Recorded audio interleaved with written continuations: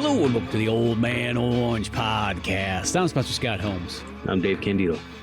We're coming at you with the 1992 version of The Last of the Mohicans, and it's a director's definitive cut thingamajiggy here from Michael Mann and whatnot, starring old Daniel Day-Lewis and so on. And I kid you not, this is one of those movies that like has sat on my shelf forever, literally since like the 90s. Like when I only had like a handful of VHSs, for some reason I had this Last of the Mohicans VHS tape, and I don't know why, but I never got around to watching it. And then I bought this like Blu-ray like a while back too, and it sat there. I literally just cracked it open. It was like sealed still, you know? So it's one of those weird ones that's just, you know, as time has gone on, I just never got around to it. And that's how I kind of feel about there's a lot of those really big movies out there where some people are like, oh man, you've never seen that before? And go like, there's a lot of films. You know what I mean? Yeah. you get as many in as you can. Like, well, yeah, exactly. I was thinking recently, like, I'd had a thought about like people who it's like part of their profession, you know, like watching movies and you know, there's college classes called film appreciation and stuff like that. And I'm like, I wonder like if there's anybody that's on a quest to like watch every movie ever. But, you know, I don't think it's possible. I don't think you can watch every movie that there is. I think there's not enough time. No. The only thing you could even if there wasn't enough time, I think you'd. Yeah, I don't think so too. Well, that's actually a conundrum. Genre? Yeah, maybe. That's a conundrum that I ask, like kind of like a philosophy question every once in a while to people, because I think about it with like if you were a kid that got really in, like let's just say you're 10 years old or 15 years old, and you got really into film and or video games for that matter too.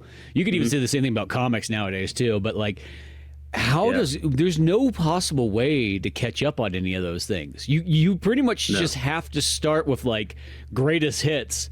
And then if you really like something, then maybe you can work a little bit farther down that chain. But like, it's one of those ones. Even worse is video games. I think video games is one of those ones. Like that is the biggest crapshoot ever. Because I don't know music games. God. Yeah, you know. My shelf behind me with all my CDs. I eventually had to stop and think. I'm like, I got about 500 CDs there, you know, and I'm just staring at them. I'm like, I'm going to stop buying these. I'm like, you know, either that or just only buy my favorite bands, which I pretty much have all their stuff anyway. And I'm just looking at that like it's a pain in the ass to move around. It's a pain. Like, I love having physical media. Like we've talked about it before. Physical media is the way to go for so many reasons. It's legitimate support of what you love. You know, and of course the artist you want, like, or the movie stars, what they might be dead already or whatever, but like the point is you're still supporting that for real. You can get it signed, you can give it as a gift. You know, like it's something solid, something real, and the best thing about it is you still have it when they take it off a certain streaming platform, which I've had happen to me. I actually, the first time that happened to me, where I bought something digitally and then it was taken from me, it was Tetris on iTunes. I had it on my iPod, and man, I played the shit out of that. I played Tetris all the time on that thing.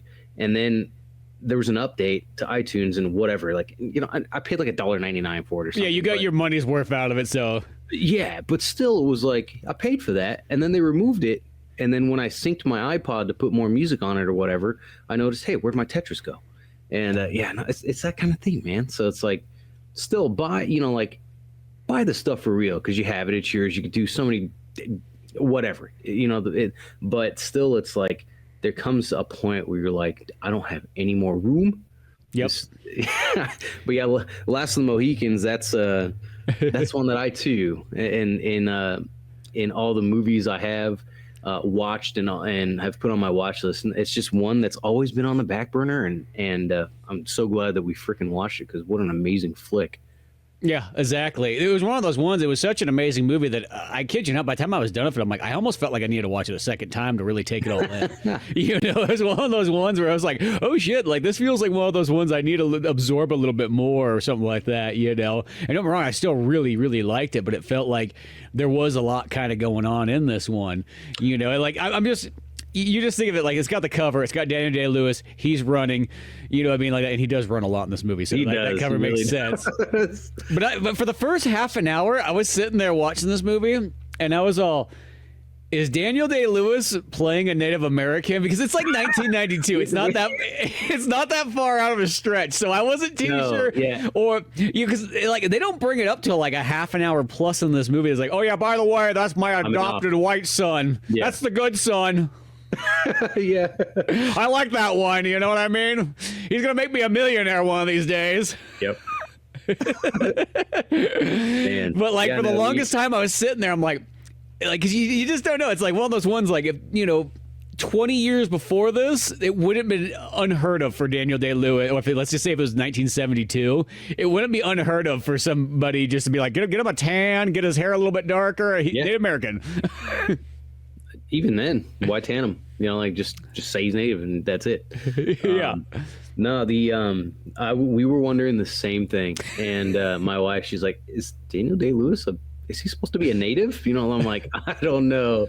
And this is actually the first film that I watched with Daniel Day-Lewis. I've always heard a lot of good things about the guy as an actor. There's a few other movies I really want to watch by him. I'd picked up bits and pieces of Gangs of New York, like when it was playing for free one weekend on TV or whatever. But like that's a good one right there. That one I haven't seen. There Will Be Blood I haven't seen. That one's a good one too. Daniel Day-Lewis is hilarious in that one. Yeah, I saw one scene from it where he's sitting in this like some kind of shop or whatever with the guy who's supposed to be like his brother. You have a milkshake and I have a straw. And I started laughing. He was a bastard in a basket.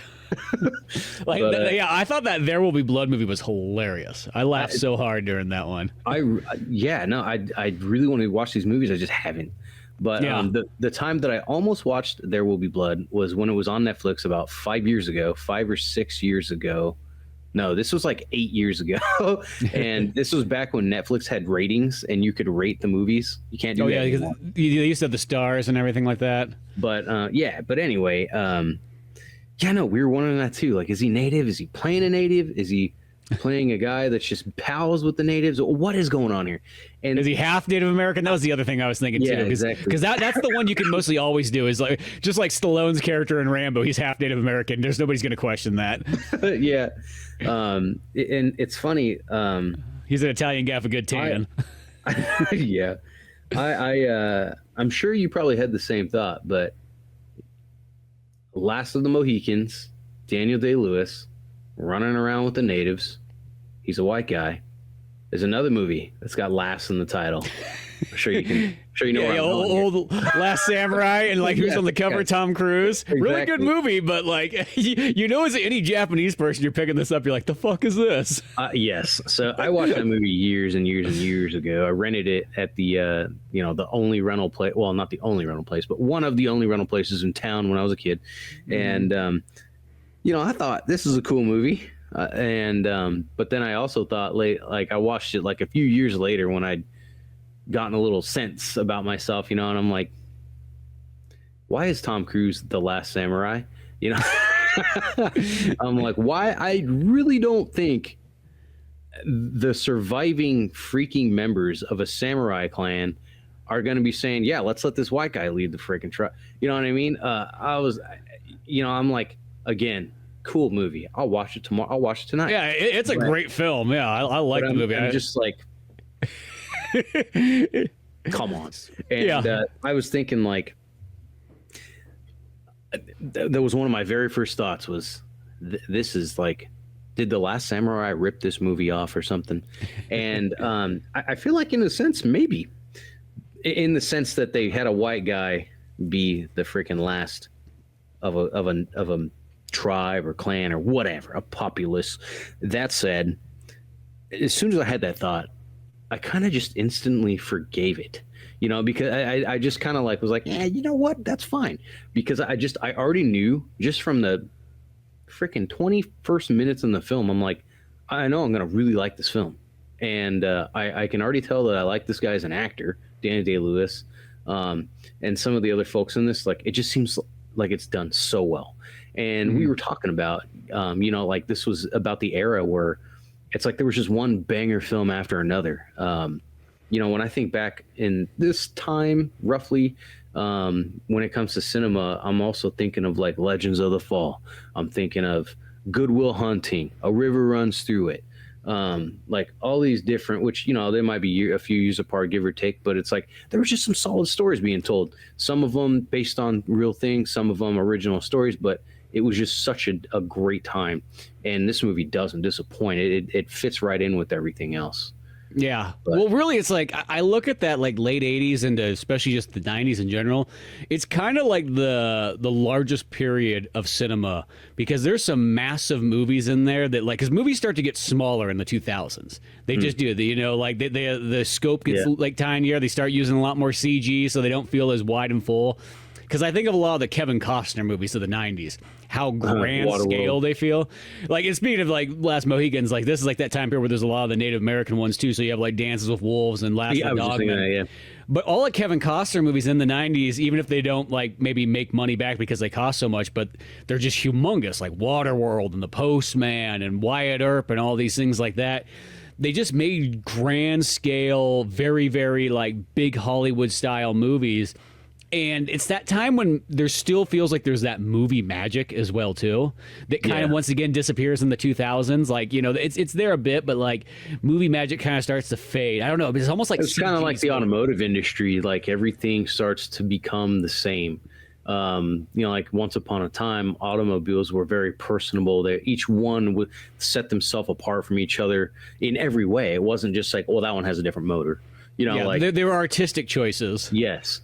And now, as you were saying, like, going past, I don't know, probably like 2004 or 5, it's like you're starting to, you might start to think as a serious film connoisseur, like, what's really different here? Like, and when you find that one gem, you're like, thank goodness I've stuck around, sifting through films for this. But there's still great movies in the last like 25 years, and I'm not saying anything about that, but they just none of them ever seem as big. You know what I mean? Like that grand scale. Because even like the perfect example is you take like a Marvel movie, which would be considered like the biggest movies of them all. They still feel kind of small. They still feel like they're all shot like on a backlot high school play. Like they don't have that big feel to them. Because the CG kind of boxes you in a weird way. If you were to ask me like what the biggest, just counting Marvel here, not DC or any of the other type like Image or anything, but like if you were to ask me what do I think not necessarily even the biggest, but the Marvel movies that I think people will remember down the road, it'd probably be Spider-Man, Sam Raimi, the first X-Men film, maybe Iron Man for sure, and then maybe the first Avengers. And I mean, like, obviously, the Infinity War and Endgame. I wanted to say Infinity Gauntlet, but the Endgame, like, obviously those are huge, super huge, but I think that they probably won't resonate as much as they weren't as significant at the time because people were already waiting for those and whatever. Like the Iron Man, Spider-Man, and that X-Men. Well, those were all big deals. It kind of came out of nowhere because it wasn't like it was super popular at the time. The Avengers, there was already the motion was already going, but it's like I think for sure like the Spider-Man and the X-Men were like they were huge, and I think a lot of people didn't realize with Blade that Blade was even a Marvel character. That was just like some other random horror movie. It's like I think how the average audience saw that. Yeah, but nobody was expecting that kind of thing, and when it happened, it's like, oh, boom, here it is, and now it's like I kind of think about it with anime too. Like when you and I were in school, it's like if you told the class that you like Dragon Ball Z, they'd probably laugh at you. They'd be like, what an idiot, like what a weird loser. Now it's like everyone and their freaking grandma has a Goku shirt or a Pikachu socks. The girls at school all wear them and so on like that. So it's like. Yeah, it's nothing weird about that, but no, it's kind of like with movies. Here's just a perfect example: is like with Last of the Mohicans. So they got a giant, the movie takes place in 1757 during the French and Indian War, which is also tied into like the 7 Years' War. So it's pretty much like World War Zero, almost in a sense, because so many countries are involved in this. But the fact is when they build a fort in this movie, they build a full-on fort. They just go out in the middle of the woods, use a bunch of real wood and all that. You just don't get that stuff. Like past like the 90s, that kind of stuff is like totally... Yeah.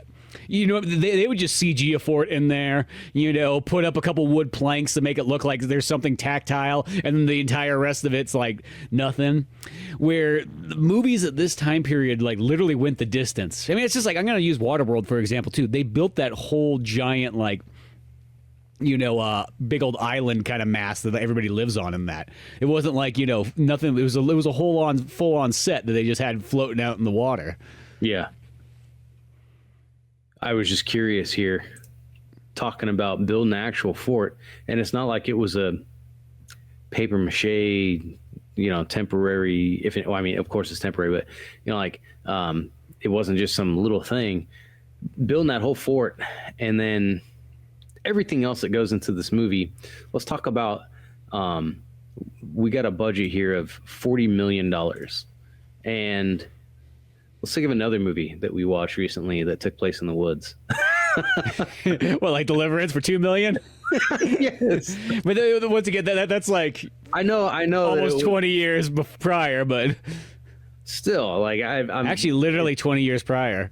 It just I don't know why. It just because there's so much more going on here. There's way more characters. Way like this cast had to have been huge when you count all the extras.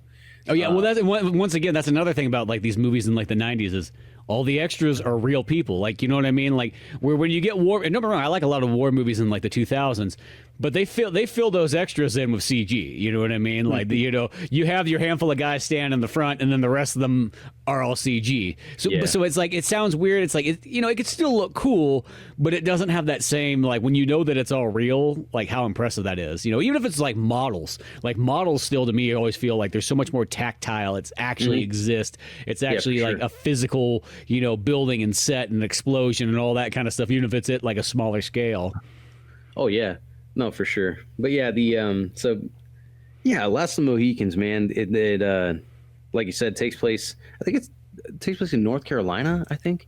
Well, that's where they shot it at. That's right. Sorry, no, it takes place in it's like up in like literally the border of Canada and like the U.S. in like early days, because the whole point of like that French Indian War. When I was a kid, I used to think that the French Indian War was like, oh, that's the war where the French fought the Native Americans, and then it turns out it's like, no, what the French Indian War is it's France fighting England, and then everybody has their own Native American allies that they've chosen. Yep.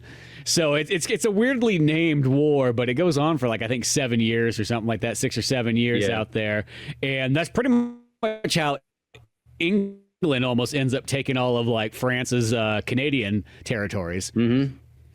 But yeah, so they're up.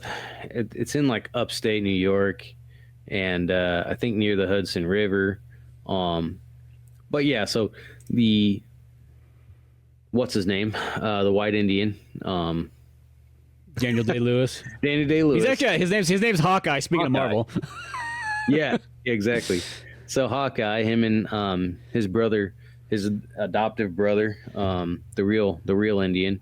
The real brother, but the father seems to love this Daniel Day-Lewis more. I know, man. I know.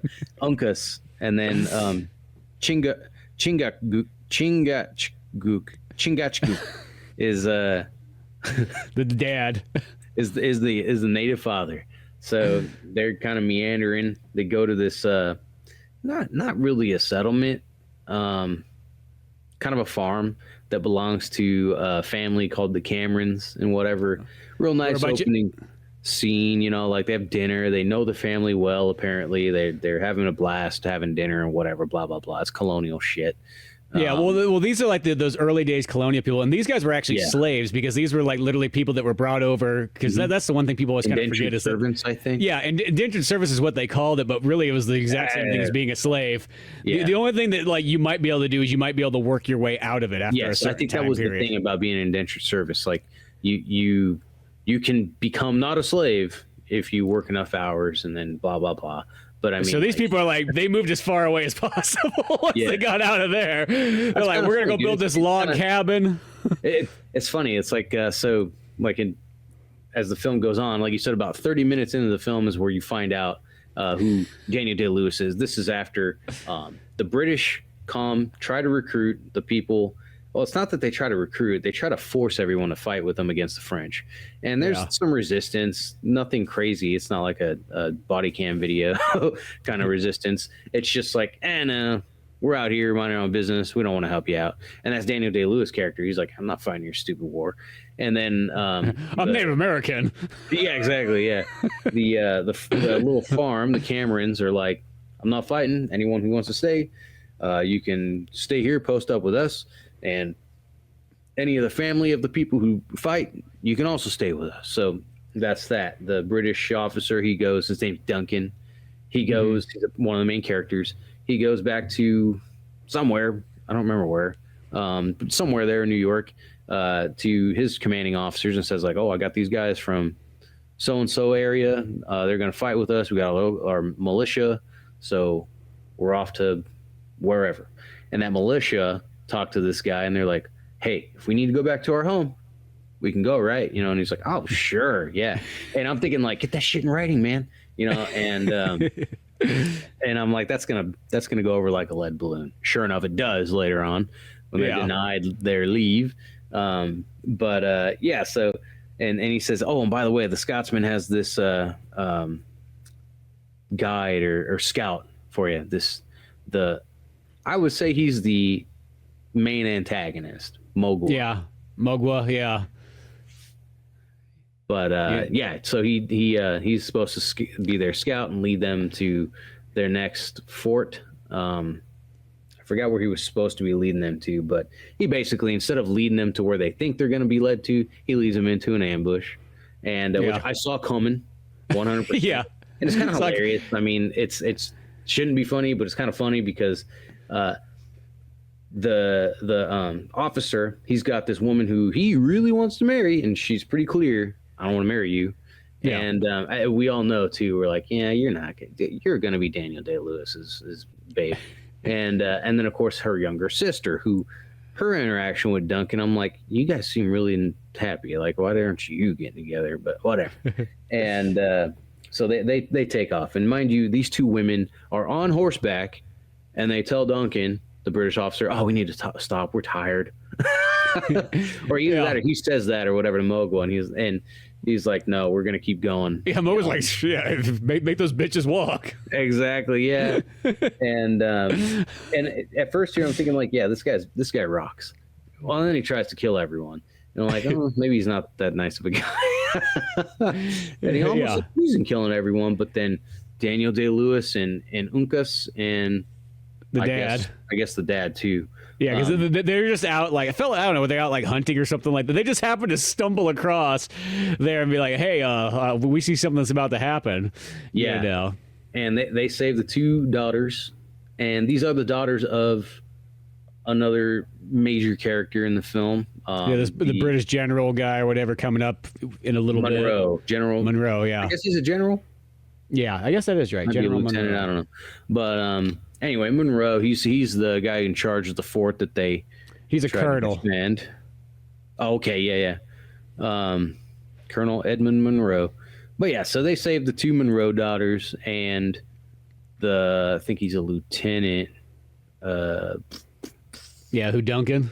Duncan, yes. Because literally all the other British guys die. Everybody died. Everybody died. It was pretty brutal, man. And I was thinking too, like, as this film's like, it's pretty early on. Like, I think it's like 15 minutes into the film, maybe 15, 20 minutes. And like, there's some pretty brutal fight scene. Like, and what I really like about it too is it wasn't super exaggerated the way that they were getting injured. Like, it seemed pretty accurate to how, like, getting clubbed and getting stabbed. Well, yeah, because it's one of those ones, like, so sometimes I was watching it and, you expect to just see like blood splurting out and all that kind of stuff. It's like, well, that wouldn't be really realistic. Let's be honest. Like the way that it's kind of kills like are in this one. Flick, like. Yeah. Like, they actually seem kind of right. And then even like with some of they have some cool maces, and even like, it's like the Native American dad dude, he's got this big old fucking blade looking thing. Just like, it looks like an anime sword. Is what it looks like. He should be a DLC for the next Soul Calibur. or I guess it should have been a DLC for the original Soul Calibur. But because he's got this big old sword club thing, whatever it is, and it's just like so brutal looking.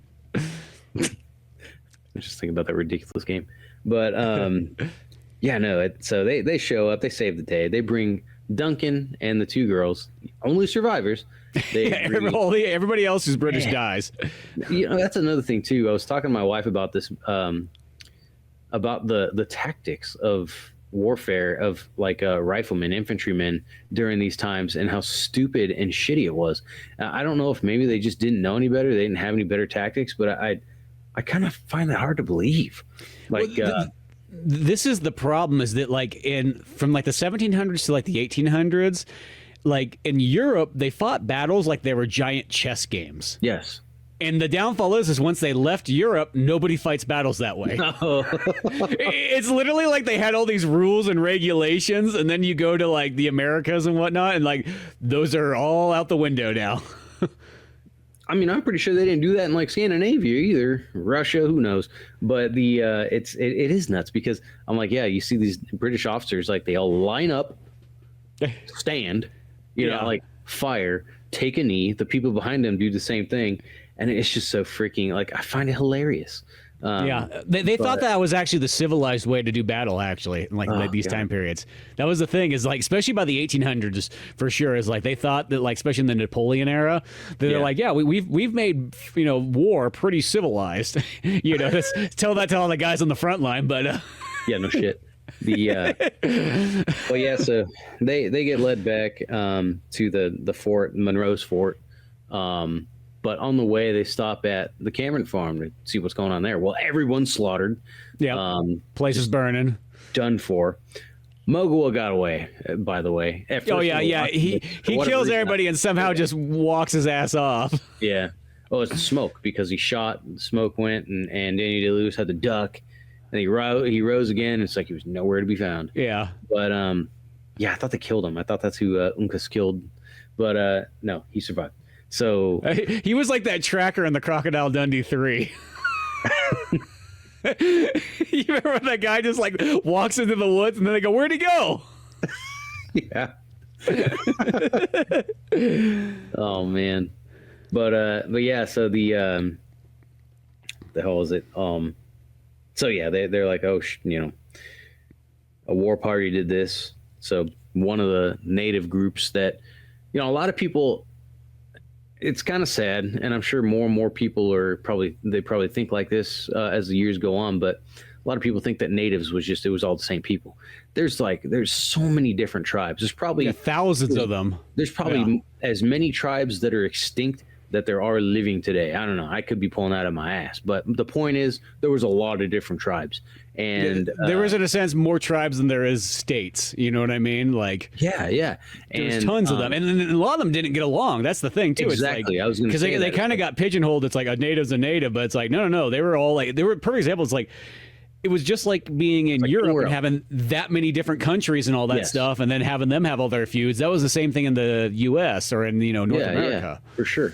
But so a different native tribe than the Mohicans, which is, if it's not obvious already, that's what Danny Day-Lewis has become a part of. And it's just him, Uncas, and the dad. That's it. And it's not their tribe. So they leave the bodies of the Camerons and everything. They leave everything the way it is. They notice nothing stolen. So yeah, it was a war party. They killed them, left. And so they've got the idea, it was the natives and the French have done this. Or just natives. But most likely somehow, some way the French are involved. Yeah. So they're like, okay, well, continue on to Monroe's fort. But before that, that's when you learn that Danny Day-Lewis is a adopted son of Chingachgook and Chingachgook. And way late into this movie, you finally go, okay, because this that question was hovering the whole time. Yep. And right before he talks about it, and he's telling this to Cora, I think her name's Cora, right? Yeah, Madeline Stowe. Yeah, Cora. Alice is the younger sister. But yeah, he's telling this to Cora. But right before this, when they're still I think Alice is the young sister, and yes, Alice is the young sister. Yeah, Cora's the older one, you know. Mm-hmm. And right before he's telling Cora about like, oh yeah, I'm adopted, she throws a fit when he says like, we're gonna leave the bodies where they lie. Oh, they deserve a Christian burial, and I'm thinking like, yeah, that's the last thing on his mind, you know. Let's praise Jesus and bury them. Yeah. Well, and the whole point too was that like Daniel Day-Lewis was like, he's like, if we bury him, then they know we found him. Yes. If we just leave him as is, it looks like it's undisturbed. Mm-hmm. Yeah, exactly, and that's what he tells her later on in the night or whatever, and she apologizes, and he's kind of like, it's okay, but I expected you to be an idiot anyway. Is that the scene where like, he's like, yeah, my dad told me not to trust people like you? Yes. You know, that's like the perfect like come on like line. Yeah, it's pretty great. But then of course they make their way to rich British bitches. Oh yeah, no, it's hilarious, man. And then they get to the fort. The daughters reunite with the dad. I like how they're like, there's literally, they get to the fort and the French are blowing the living daylights out of the fort with a bunch of artillery, and they just kind of like walk in the back. I know, right? I know. It's like the French are like, we could have just walked in the back. Are you kidding me? We've been sitting here shooting these cannons for hours. Yeah. I thought the scene was super impressive too. And I guess they weren't expecting that fort to be under such heavy fire. Because they get a little ways away from it and they see all the cannon fire going off and they're like, oh my God. And I thought the scene of them, like right before they show them walking into the fort, I think they were showing, they were just showing a bunch of the cannons, the infantry, the artillery units, like shoving the cannonballs in there and just prepping and doing all that. Like that was some really cool camera work. Showing all that. Like, honestly, I think I might like the way a lot of this is portrayed even more so than like The Patriot. It's like one of those ones, because this movie reminds me kind of a lot of The Patriot, but it reminds me of like where The Patriot's a little bit more fantastic, I guess you would almost say, and slightly over the top. Yes. You know, and more like patriotic, you know, in a sense, where this movie feels definitely like it's trying to be kind of realistic, but like in a good way, not like a grounded in reality, but like it hits home. I think there's obviously the scenes in The Patriot that are gut wrenching. You know, it's a tearjerker kind of movie. But yeah, I love the living daylights out of that movie still. Yeah, no, it's fantastic. Yeah, but it's very much it's an elaborate production. That movie, it really is, and that's not a bad thing. This movie, there's just something I feel is a lot more personable about it, and it's probably because it's not about gaining the independence from Britain. It's more of a somber tale, you know, just about the kind of just, I mean, I don't know, war crimes, the the end of a lineage, you know, it's just it's a really deep movie in multiple ways. And it's just these kind of regular people kind of like interacting with these really big world events in a sense. Yes. You know, like it just kind of literally Daniel Day-Lewis' character just stumbles into this in a sense. Yes. Yeah. As much so as they're like, you know, what were you even doing out there? He's like, well, we were tracking this war party and then they came upon you and we saved your life, you know. But and that's where Monroe, of course, he's super thankful that the daughters are saved. So he tells, what's his name, Danny Day-Lewis, Uncas, and the dad, like, you know, like, oh, you know, do you need anything? It's kind of hilarious, like, you know, like, oh, thank you, you're safe. Oh, Duncan, good to see you. And these guys, they saved us. You need anything? You good? Yeah, some black powder and some food would be nice. And he says, like, I'm indebted to you. And saving his daughters and his officer is not enough, right? No, he like changes like the next day. Yes. You know, they're telling him like, hey, like, what about our families, our pals, or whatever, like the people out here that are innocent, you know, getting roped into this and murdered, you know? And he's like, hey, I that's not that important. Okay. This is about His Majesty's, whatever, the crown. This is about the crown. All right. Yeah. You know, and whoa, you sympathizing with France? Exactly.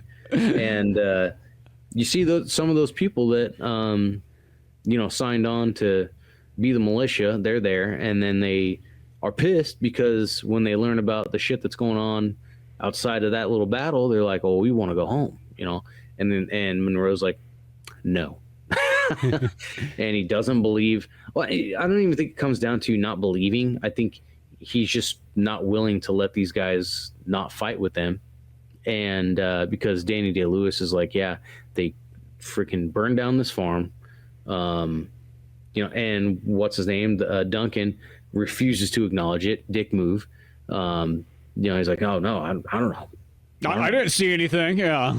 And that was right before Cora in private tells him, "No way, I ain't gonna be your wife."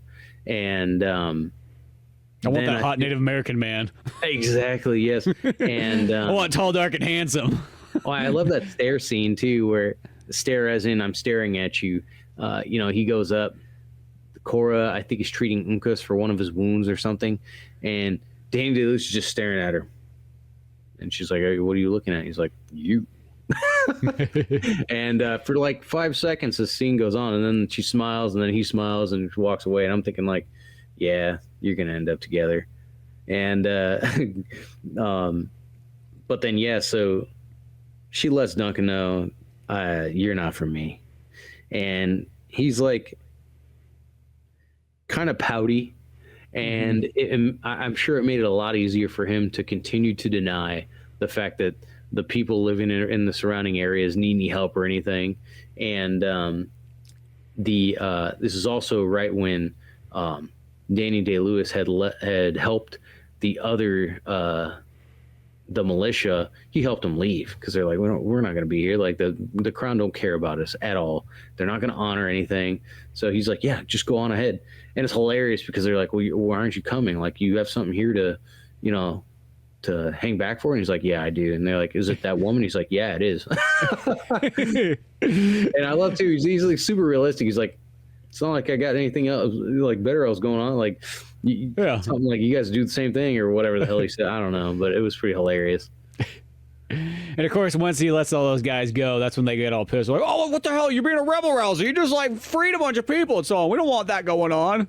Oh yeah, yeah. We're gonna hang you tomorrow. Guilty of sedition. And what was hilarious to me too is where Monroe's like, "Look, this man's got a state trial, so we can hang him." Like, it's like it doesn't matter what what reasoning or if he even did it or not. Like, he's already decided we're gonna hang this guy. We still want to have trial. I guess that's just the way they did things, but it's pretty hilarious. And so he's just being held in that stupid cell. And I love too. This is where you get the first acknowledgement from the Indian father. Like, "Yeah, that's my adopted son."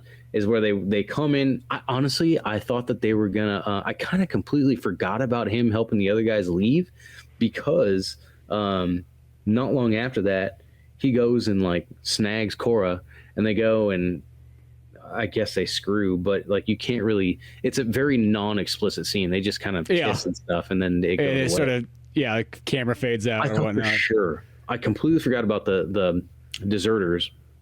I thought for sure that they were coming in to arrest him for sleeping with the daughter, and I was like, "Oh yeah." And I'll tell you, one of the things I thought was really cool in this movie it was kind of simple, but I haven't seen too many movies of this type do this. I've talked about it before, but I pay real close attention to all the gun stuff in movies because I know I'm into guns. But I really like how they sent a guy to go to the fort that's like 12 miles away to or the nearest general or whatever to go request more troops to come. So he runs off and they're like, "We're going to have to shoot, like the people that try to attack him." So Danny Day-Lewis and Uncas, they're sitting there, or the dad, whoever, doesn't matter. And they get their rifles ready and stuff. They fire, and then they, drop the gun, and then they get handed more, to fire, drop, handed more, instead of the typical Hollywood magic is, having a muzzle loader that fires several rounds, one after another. You know, like I'm sure that's in some movies here and there. But or the guy speed reloads it or something like that when it takes like almost like 60 seconds to reload one of those guns. Yeah. But I really appreciate that scene because I like how it shows the motion, and not just for the sake of the scene itself, but also it's pretty cool to see Hawkeye and Uncas actually their battle tactics. You know, like it's just a cool scene, and I appreciated it. But but anyway, then that scout, he goes off to request troops, and they get denied the troops. They get denied help. Very interesting scene too that followed up with that right after they arrest Daniel Day-Lewis is where the French general, he comes in, or whatever he is, major or whatever, he starts a parley or whatever, or they just cease fire, and they have a discussion about, hey, you know, we'll let you go home, like totally, you're good, just get out of here, we don't want to fight no more, you fought a great battle. Like the Frenchman's full of compliments and everything. I love Moreau's initial response too. He's like, look, I'm not a diplomat, I'm a soldier, like what do you want? Yeah, exactly. But no, that was actually a really cool scene too, I thought. And it's one of the few scenes in old war movies that I see a Frenchman that's so respectful. Yeah, exactly. Because a lot of times they always give him the old stereotype style or something like that. Which, strangely, this movie though, it's like, for the fact that like the whole war is about like the French, this is like one of the few scenes you see the French in, other than like kind of them just firing cannons off or something like that. Yeah, you know, they're not as prevalent in this movie as you would think they would be. No, but I mean that's fine, because it's not exactly about them anyway. But it just takes place with them. But yeah, no, I hear you. But yeah, so they the deal is Monroe takes the deal, and they start packing their shit. They bury their dead, and then they start hightailing it out of that fort. And they get a big old long line going of red. Oh yeah, and by now too, we've already seen Mogwa like 2 or 3 more times. And it's pretty clear he's working with the French because he wants to kill Monroe. Yeah, because his daughters, and he says it like 3 times, like, I will kill Monroe, gray hair, and I will end his seed. Because I think it also brings up too that like Monroe killed like his family or whatnot. Yes, he was responsible. Like he led attacks that killed his people, his tribe, whatever. And then, which interestingly enough, I had the idea that his Indian tribes that he was with, his native tribe, was the Huron, who I thought they were all wiped out, but there you come later on to find that there's still a bunch of them. Yeah.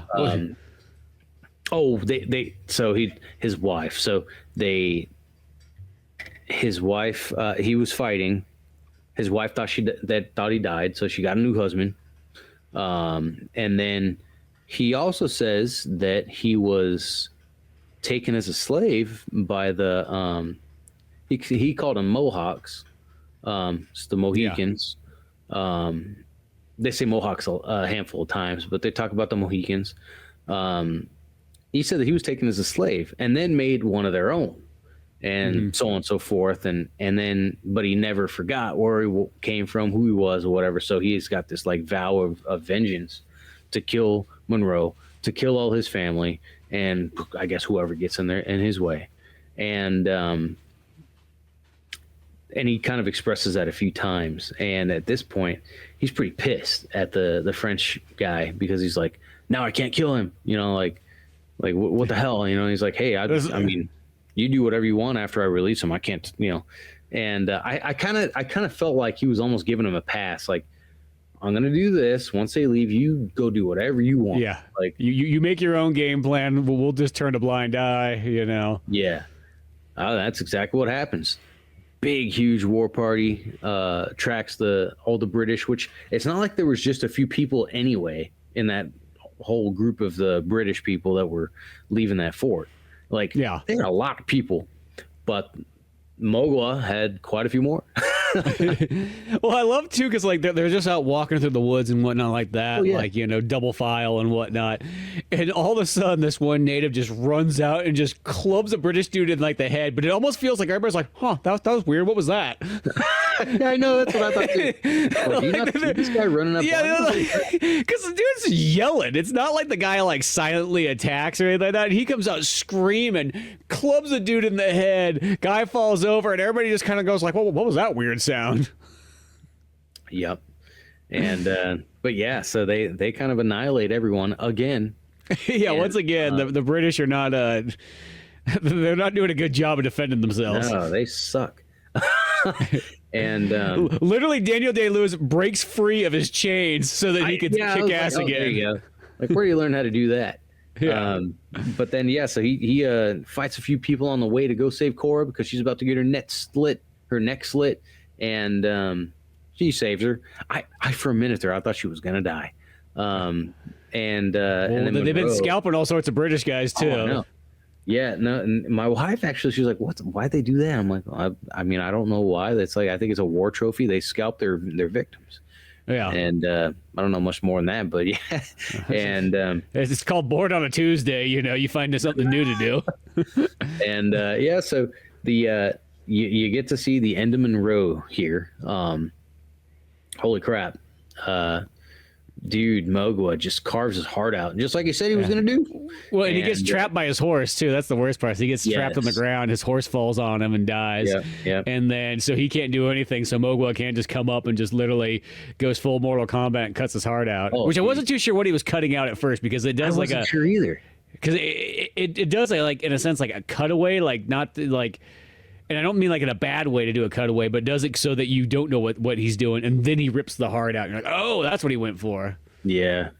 But yeah, so he cuts his heart out, and Moreau's just there dead. And he kind of holds it up like, I did it. And what's his name? Hawkeye Lewis, Daniel Day-Lewis, he sees it happen. And I was kind of surprised, but then I wasn't. I thought maybe there'd be a little bit more to that scene, but it's just like he kills him, his heart gone, that's it. Like, you don't see any more of that. It goes straight to Daniel Day-Lewis saving Cora and her sister, saves them. Them three, Uncas, the dad, they race off to one of the canoe. They get a canoe, which just was just hanging out there waiting for them. It was probably one of the war parties or something. Yeah. Like that. But yeah, they hop in one of those, and sure enough, Duncan also made it out, and he's also in a canoe. And it seemed like he was ahead of them or something. Yeah, somehow he was ahead. I don't know. He probably just left the side. He's like, you know what? I've seen this happen once before. I was lucky to get out of that last one. Let's be honest. Exactly. I love how he, at that point too, like, he was in love with this girl, right? And apparently he just don't care no more. He just booked it, like, fuck that girl, she wants to bang in. And so they catch up to him, and then that's when he's like, I will arrest you, or I will hang you when we get back. Yeah, he's like saying that when it's there. It's like, dude, I kid you not, Daniel Day-Lewis will flip your canoe right now. Like, what you have no place to be talking mad shit to like this guy right here. No, and then there's like 6 other natives coming after you, like in their boats behind you at full speed, and they got this canoe race going down. Yeah. I'm thinking like I in my head I thought like, you are the least of my concerns right now. And but then they kind of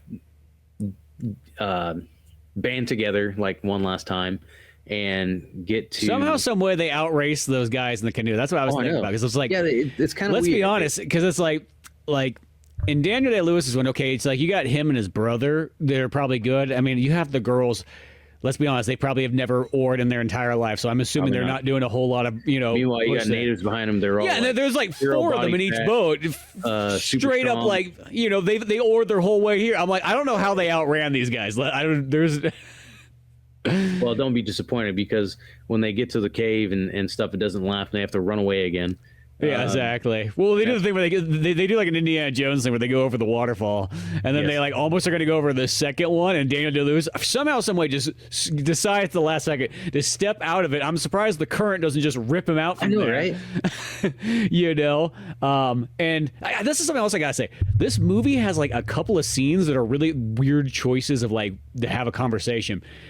There's one earlier on where they're like next to this river, and this river's just roaring, and it's like it's hard to almost hear the conversation. Like, did anybody think this was a good place to stop and have a conversation for a movie? I know, you right? know? And they do it once again here. They have a conversation like as the river's just going down the waterfall, and then of course they have a conversation underneath the waterfall. Like, it's like, does Michael Mann like to have like real challenges? Be like, you know what we should do? Let's have a bunch of running water going hardcore and try to have a talking scene here. Yes. Yeah, kind of crazy. But yeah. But whatever. So Daniel Day-Lewis gets out of those canoes, throws them down the bigger waterfall, thinking that, like, yeah, they're going to see that and think we all died. You know? So let's go hide out underneath this waterfall and wait for them to pass. Yeah. And lucky they had a cave there, too. It's not like every waterfall has a cave behind it. Yeah. But then... Good size one. But then it's just kind of, it's all for naught anyway, because those Hurons, they see that they're... like they just decide, oh, they probably are in this cave that we apparently already know about behind that waterfall. So they go in there, and that's when I didn't realize, sometimes you forget that you're the viewer. You know more about what's going on than the people in the movie do, because you're the viewer. And so I kept thinking, like, why the hell would Daniel Day-Lewis not take Cora and Alice with her? Your name's Alice, right? Or is it? Yeah, I think it is Alice. Yes, Alice. So why would he not take them with her? Because Mogo wants to kill them, just like Well, I'm thinking and I hate to start saying it's 1700s. Killing is probably not what they're doing. Yeah, but yeah. So I'm just like, well, he's going to do something, because that's who he's after, right? Like he got gray hair. To him, his gray hair is Monroe, and now he's trying to get the daughters. Like, I'm sure he gives a crap about the other people. But I failed to remember that they have no idea. They have no idea like who Mogua is. They have no idea why he wants to kill them. They know none of this backstory. No. So yeah, Danny Day-Lewis, naturally, he wants to go get some powder or something, or have some sort of an advantage over these people. So he jumps out the waterfall with Uncas and their dad, and leaving the two girls and Duncan to be captured. And I'm like, why? But then I realized, like, well, that So then they get brought back to the village. Mogwa explains to the elder, like, I'm gonna kill these, I'm gonna burn them, and it's gonna be awesome. I'm gonna have a great time. My revenge will be sweet. I think he said he was gonna sell the Major Duncan into slavery or something, or what. Anyway, he's just gonna do some nasty stuff to everybody, and to we're gonna do some nasty stuff to Duncan, just because. Yeah, just because he looks British and tender. Exactly. Flavorless, but yeah, definitely flavorless. But that's when what's his name, Hawkeye, Danny Day-Lewis, he comes into the village. He just walks in there, just storms in there. I was not expecting it. And all these guys come up like threatening, like, one guy comes up and cuts him on the chest. He's like, what are you doing? And the other guy comes up and like slaps him or something like that. It's like, what I thought was hilarious is, like, nobody kills him. Like, nobody attempts to kill him or beat him. They just come up and, like you said, the one guy like slashes his chest. The one guy like punches him in the face. And it's just kind of like, what is this supposed to be? Like, is this like he's running the gauntlet? Like, yeah, like they're showing off how tough their gang is. Yeah. And that's when he comes up and he's like, yes, no, you can't kill them. Here's my dad's belt. He's telling him, like, that Mogo's really a douchebag. He's not honorable. This and that, blah blah blah, and he gets the elder to think about it a little bit, but his decision is no better. The elder's kind of like, we're gonna have everybody will be happy ending except for one person. Well, I don't think Alice really wanted to be raped by Mogo, which is what that guy was telling. He's like, yeah, no, we're gonna keep Alice around for him to breed. We're gonna burn Cora. And then something with Duncan. I don't remember what. I think they're going to use Duncan as, like, a trade with the British or something like that. I think so. And then he was like, and you can go home. Calls him Long Rifle. And then, they weren't happy with those results. So Day Lewis is like, oh, hey, tell him that he's speaking English and he's helping him translate in French, which I thought was interesting. Well, I guess because this is one of those Indian tribes that's allied with France, so that's probably French. So that's the reason why that's going on there. And so he's like, tell him that, take me instead of Cora. Well, Duncan, surprisingly, does a very noble thing. He, instead of saying take Daniel Day-Lewis, he says, take me. And I didn't think it was going to work, but yeah, they're like, oh, okay, whatever. Yeah, okay. We're going to burn a body no matter what. We don't really care who it is. So yeah, they burn the heck out of Duncan, and man, pretty brutal. They what's his name? Danny Day-Lewis. He runs up the cliff again, always running, and always running. He it shows Duncan burning, and I'm like, oh man, that's pretty rough. Once again, it's pretty brutal flick, but he mercy kills him, shoots him in the head, and kills him. But I also like how Daniel Lewis is just such a crack shot with one of those I was going to say powder rifles that's not that accurate. Well, so the rifles that they have were actually known to be pretty accurate. Oh, were those ones okay? Well, actually, wait. I could be thinking of something that was in the 1800s. I mean, they're definitely. I would say once you got probably pretty used to it, and you could get pretty darn good with it. But he's get some pretty long shots with that gun, with it being a ball and everything like that, not just like a bullet. Because for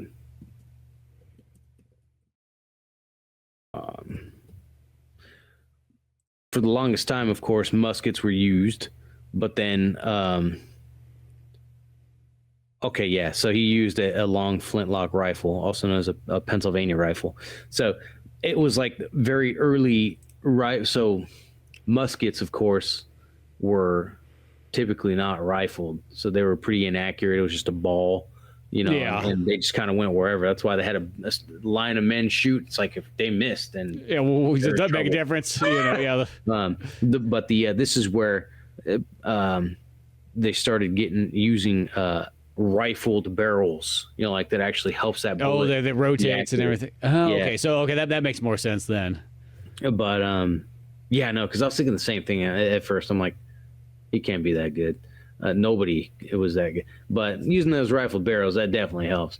And I think they were using the first iterations of slugs instead of just a ball. But anyhow, he mercy kills him. But my wife and I, we were talking about it, and we're like, man, this guy's like a super elite sniper, man. Yeah. It's like enemy at the gates right here with him. Yep. And I don't remember why, but they were kind of hunting them, right? Now I remember. They went to go save Alice. Yeah, well, that was the thing. It's like after that, so it's like, Daniel Day-Lewis and Cora get out of there and whatnot, and then they're like, "Well, we got to go rescue Alice right now," and so then they finally go chase him up that cliffside or whatnot, and Mogo's up there, and then a couple of his dudes, and then of course Dad and brother and everything. Yeah, and by this point too, there's also like a little bit of a love thing going on between the brother and Alice. Yep. Sort of this thing here. So they get up to these rock cliffs areas, and they just start getting into this fight and so on like that, taking out some of the guys and whatnot. Sadly, the brother ends up getting killed and then shoved off the cliff. Yeah, he fights Mogwa, and he's valiant but unsuccessful in rescuing Alice. And he gets gutted, and then Mogwa just pushes him off, or he falls off or whatever after he stabs him a bunch. And then Alice just walks over to the cliff, and she's kind of the way she's looking to she's gonna jump. She's gonna jump off that cliff. And Mogwa kind of motions for her to come, and she's like, nah, and just jumps off. And I had the idea too. I'm like, yeah, Mogwa's probably not gonna be that upset. He wanted to kill her anyway. And it's just less baggage, Yeah. Yep. And that's when the father sees, sees that happen, and he screams off towards him and Danny DeLewis scream towards the others, and this is where this scene can be considered maybe a little far fetched in the fighting, and like the use. The dad pulls out his giant saber thing. I told my wife, I'm like, this is like the Native American like colonial version of John Wick here. Danny Day-Lewis with those flintlocks, like two hands, like yeah, he's like double gunning him. It's a pretty awesome scene. But, yeah, it's badass, and just the location that they're at, I think, is really cool too. But so they pretty much smoke all of them except for like two guys. Because the father, Chingachgook, finally he confronts Mogwa, and interestingly enough, I told my wife, I'm like, well, there he goes. I'm like, Danny DeLewis is going to be the last man standing. I bet, but I was wrong. So the father freaking fights and like flawless victories Mogwa.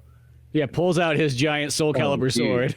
Yes, the nightmare, and just annihilates Mogwa. Just kills him right there, and there was like. Which I kid you not, he after they kind of have this battle, he does the spinning attack, and the way that it shot, I was 100% thinking he was going to like decapitate him right there, and that's not what happens. But I almost kind of give him credit for not doing that, because that's what I kind of thought. Even though I feel like you totally could have had the decapitation right there, and it would have totally worked, But just the way that he swings, he does this full 360 swing, yes. Like you're like, oh, he's revving up for that. He's just going to slice this dude's head off, but instead he just gets him right in the gut instead. But then again, I guess that thing's not technically a sword. I think it's more of like a enhanced giant club with spikes on it. Big killing thing. Yeah. And the other two dudes, I think they just decided like, okay, never mind.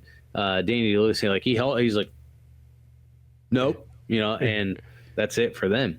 And then Mogwa's dead. That's it. Alice is dead. Unka's dead. But it's just him, Danny Day-Lewis, and Cora, and that's where he gives the line about him being the last of the Mohicans, and it wasn't what I expected. I thought for sure he was going to die. It was very much, I would say, it was pretty dang climactic and very in a surprising way for me, and I was very pleased, and. Because you still get that tragic part where, like, it's not like he's gonna have a wife again. Like, probably not. He's probably not gonna be having no kids. So it's like there's that. Unfortunately, that is it. The tribe ends with him, and sure, there's Danny Day-Lewis, but I mean, like, clearly is not really a Mohican. Yeah, and it's it's very bittersweet. He does have Cora still, but that's about it. Yeah, and they're just looking into the vista of like the new frontier. Yeah, but it was just I thought a really fitting end. They killed the main antagonist. It's not really necessary to know the outcome of the rest of the war. No, because it really does. It doesn't have that much to do with the story. So. But yeah, no, I think so too. And the other thing too is like this movie. I was kind of surprised that this movie runs it right under 2 hours, because this feels like when I was putting this on, I was expecting like a 2 hour and 40-minute long kind of epic. That was literally what it was, and I was kind of surprised when I saw like, oh, the runtime's actually under 2 hours for this. Interesting, but I think that makes the flow actually go by. It really does. It's really pretty appropriate. I think you would have had to have done gosh, I don't know. Add a bit more drama and a bit more action, of course. I mean, I guess that's exactly what they would have to do. Just make the movie longer. I mean, what else is there to say? But yeah, I mean, like, they would have done a lot more work to make that a 3 hour movie, like a Lord of the Rings or The Patriot. Yeah, something like that. There, or even like I think of like Dances with Wolves is like 4 hours long. At the same time period. Some of those movies too. It's like I really want to watch, but I don't want to sit around that long. And I guess you could just like watch half one day, watch half the next. because that's how I watch. I've been watching movies like that mostly my entire life. Is I kind of piecemeal them. Even like Last of the Mohicans, I probably watched it in. I think I watched it in 2 parts actually, so that's actually was pretty smooth. But most time a movie like this would take me. I'd watch it in 3 parts in a sense. I'd break a 2-hour movie into 3 nights. So I'm kind of used to that, even if a movie is, super long, It's like, as I said, like that, I have that Dances with Wolves extended cut, and I almost want to say it's getting close to 4 hours, Yeah. And it's not saying that there's, because I always like kind of like having the extra footage. I mean, that's like the director's cut right here. I think it only has like an extra 4 minutes over like the theatrical one. God knows what the extra footage is, of course, because this is the only version I watched. But, I was just like, that runtime was just smooth. I felt like there was all killer, no filler, it just, everything in it like kind of worked. Gave you all the cool historical.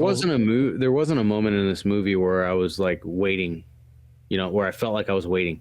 I'm not a person that needs action in every scene. I'm not a person that needs jokes in every scene. I don't need horror in it. Like, I would like to think most people are that way, right? Where you don't have to have all of one thing the whole movie. As long as you got a good story and it's done well, like I can watch dialogue for an hour if it's that interesting. If it's good dialogue, Exactly. And it's not just meandering and not really going anywhere. Exactly. And everything that was done in this film, I think, was really well executed.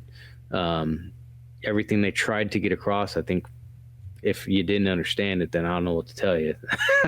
But great movie for sure. I would recommend this to anyone who wanted to watch it, whether they were a history buff or I was going to say romance, but it's not that romantic of a movie.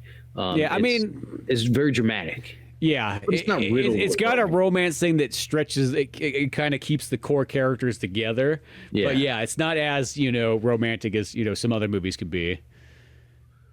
But yeah, man. No, I thought it was one of those ones. It's like, I'm glad I finally sat down and watched this after so many years of, literally since the 90s, been waiting to watch this one, and just finally. So it's just amazing how long a movie could sit there for. But sometimes the cool thing is when you do wait a long time, it's almost like you get this kind of cool like piece of history that is brand new and fresh, like almost like you get to see a movie from 1992 all over again. It's not just like you're watching it for nostalgic reasons and the old timeness and so on. And no, I think it holds up really well, and I think that's just one of those ones. It does make me kind of interesting because I know there's a bunch of other versions. Like because this movie, like it says that it's based off the book and the 1936 one at the same time. Because I think that 1936 one was one of those movies where like they really went to town on. Like I think it was one of the kind of like early days of talkies in it, and then I think also too it's just.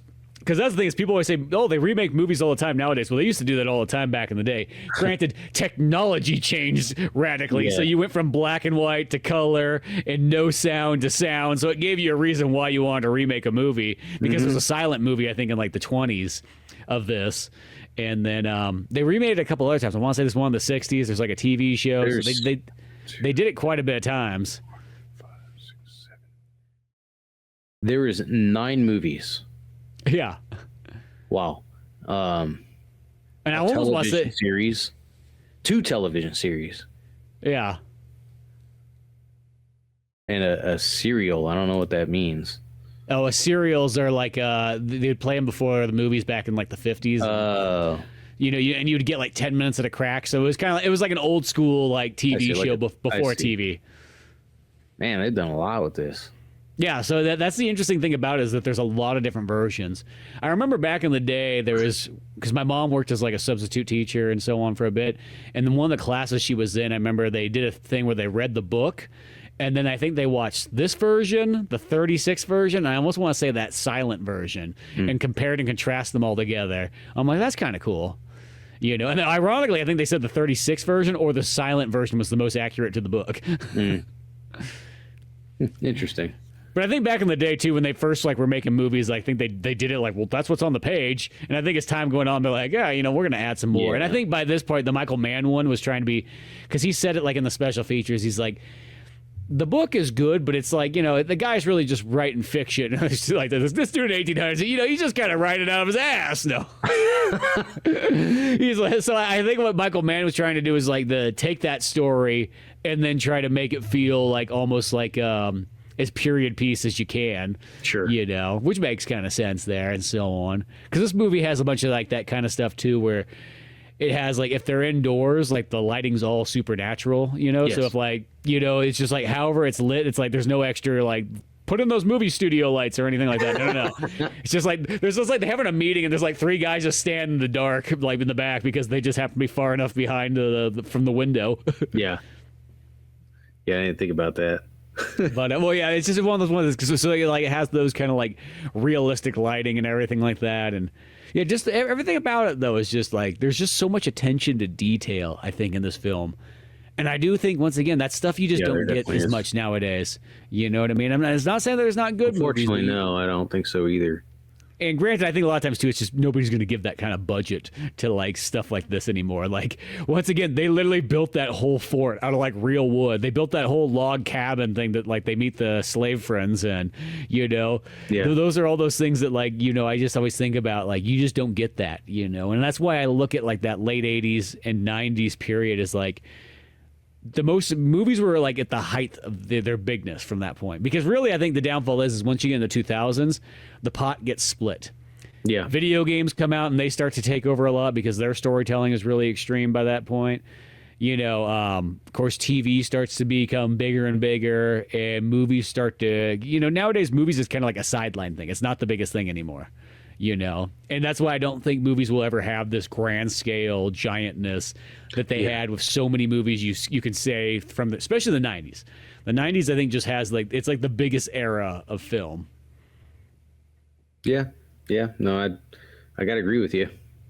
It's across all aspects too, or all genres. I mean, it's just it's weird.